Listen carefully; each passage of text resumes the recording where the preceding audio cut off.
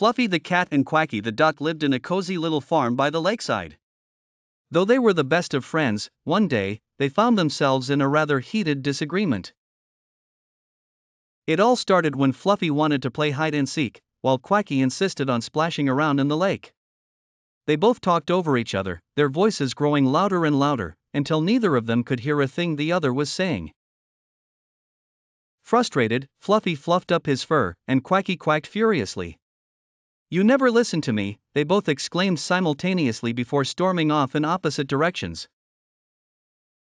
Fluffy paced around, annoyed and muttering to himself, "How can Quacky not see that I want to play hide and seek?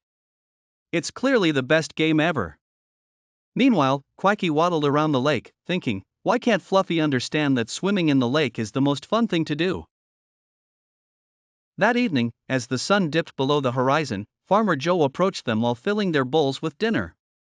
Sensing the tension, he sat down beside them, his words calm and measured. "You know," he began, "true friends listen to each other. When you don't, you miss out on understanding what the other really wants."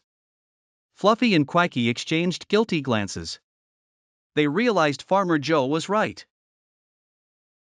They had both been so focused on making their own desires heard that they had forgotten to listen.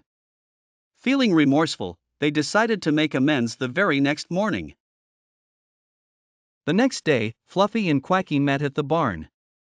This time, they quietly took turns speaking. Fluffy listened as Quacky described the joy of splashing and diving in the cool water. Then, Quacky listened as Fluffy detailed the excitement of a good hide-and-seek game. Understanding each other's perspectives, they reached a delightful compromise. They agreed to spend the morning playing hide-and-seek in the meadow, and the afternoon swimming in the lake.